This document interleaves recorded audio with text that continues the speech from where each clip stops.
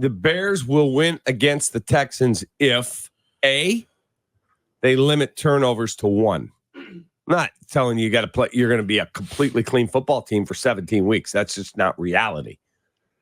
You turn it over multiple times, you're going to lose. That's just a fact. Mm-hmm. On the road against that group, but you play a clean football game and you're able to establish the run. I can't say that more strongly. You've got to be wedded to the run first. If you throw 48, 52, 55 passes, you're done. The percentages are overwhelming. You will lose if you throw the ball that much. You have got to be able to play clean, run the football, and stop the run. You do those 3 things, and guess what? You got a really good shot. Doesn't mean it's guaranteed. You've got a really good shot because then it allows you to use play action. It allows you to get Caleb on the move. And, oh, God, they just hit DJ Moore for 40 yards. That they gave up two plays, the Texans, a week ago to the Colts in excess. No, sorry, it was 3. 3 plays in excess of 50 yards. Take some shots. Let's go. I want you to take a look at the Bears since they've been on the field on our TVs, whether it's preseason or the first game against the Tennessee Titans, Cap. Mm-hmm. You know what we've seen? We've seen a half of adversity, 1/2 of adversity for the Bears so far this season. What do you think about that? You're right. And that was the first half of the game on Sunday. Otherwise, it's been good time, Charlie, and the lampshade on your head and defense getting after it and the good vibes in that locker room and on the sideline. 1/2 of adversity. And they found a way to win the game against Tennessee. Now, what I would tell you, Cap, is so if it happens on Sunday, how do you handle it? Like Caleb Williams went through adversity the entire game. He did. He was just like, oh, my God, can I score a touchdown? What's going to happen? The offense is constipated. Nothing's working right now for this offense. But as far as the team is concerned, it was just that first half. Could not move the football. The Tennessee Titans had a 17-point lead, and the Bears came back. In this game on Sunday, one of my questions is, if they go through adversity, how will they be able to handle it? Meaning that if C.J. Stroud gets off and they are able to score a couple of touchdowns, especially on the road for the Bears, how will they be able to handle it? Because it's been pretty much smooth sailing throughout. Correct. Now, big road test against a playoff team. What are you going to do about it? That's what I'm looking forward to seeing.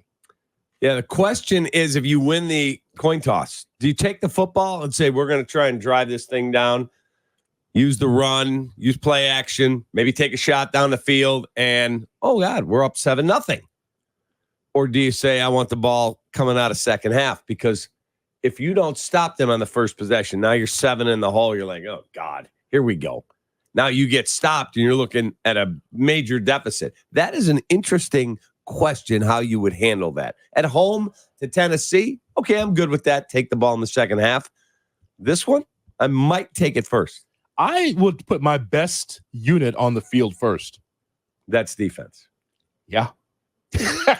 Right. Because, Cap, because I trust my defense more than anything else on this football team. It doesn't mean that I'm dissing Caleb Williams or the offense at all. I just know my secondary is opportunistic. I know that my guys can get to the quarterback or hurry the quarterback, no matter how dynamic C.J. Stroud is. I want to make a statement first. Quiet that crowd first. And then when it comes to the offense, you know what I want from Caleb Williams? When you got the ball, I need you to take your time. Because in college, when you watch Caleb Williams, man, I can get this done in 2 plays. Big rainbow throws, a pass interference, punch it in for a touchdown. Because that's college. Every Saturday, like, we'll get this done in 3 plays. Take your time. You talk about running the football, right? Running the football. You'll see more catches with the tight end, Cole Kmet. You'll see a few end arounds here or there, but take your time. No matter how long you got to take, you're on the road. You want to wear down the Texans. Don't feel like you can get it done in 5 plays because you want to get off the field. Take your time, score. Agreed. Totally agree with you. Again, DeAndre Swift, feed him. Sure. Feed him. You don't have a 366-pound Tavondre Sweat in front of you. Got a good defensive line, no question. They got a good team. Stay wedded to the run. Let's go. Let's go. So, for me, I would agree with you with running the football. Utilize your weapons. Take your time off the clock. this will be a Cole Kmet. This won't be a Cole Kmet game, but he's going to obviously have more targets and more touches in this game than he had the last. Yeah, and I'm not even worried as much about how many targets he gets. I need him in there with Mercedes Lewis in the run game. Gerald Everett's not the best run blocker. He's a good receiver when we're going to throw. Cole's a better player than Gerald Everett. Use him in all those ways, but he's a really good blocker. Let's get some hats on hats, and let's block and run the football first. I want to see more from this Bears defense as well, because as I said, if it comes down to the coin toss and the Bears have the choice, I want the Bears to be as strong or stronger in this game as they were against the Titans. I went and watched some of the Brian Callahan comments from the other day. I found him online. Mm-hmm. He literally said, if we would have punted on first down, every possession in the second half, we're 1-0. If that isn't a shot at your quarterback, I don't know what is. Folks, if we'd have punted the football on first down, every possession in the second half, we're 1-0.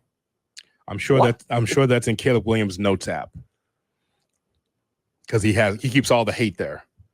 What? All of his tweets and all the negatives. Yeah, he holds it all. The Tennessee coach has said we had them. Yeah, that game was ours. We just gift wrapped it.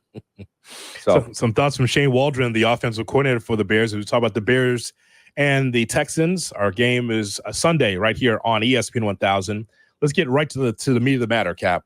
Right to the heart of the matter. Let's do it. About Cole Kmet.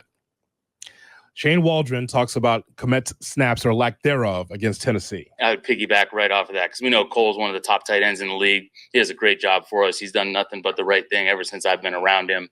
So just that's more on us and starting with me of getting the reps, a little bit balanced out. But it also goes back to playing efficient football, and when we're doing that, not getting tilted out of some of the ways we wanted to go into that game.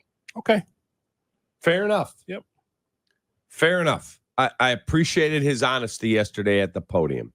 They asked about why was your 5 best offensive players, personnel grouping wise, offensive line not included.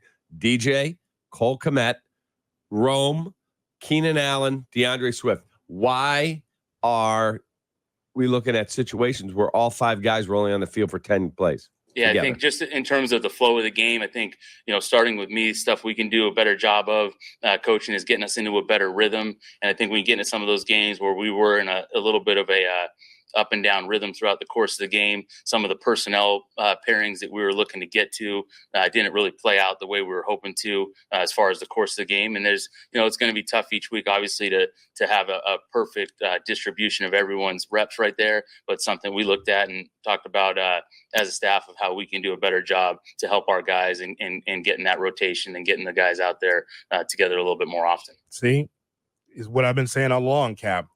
This is his first time with the Chicago Bears. Even though he's been through the film and the training camp and everything else in the preseason, he's got to get comfortable too. Yeah, no question about it. And I appreciated his honesty there. I really did.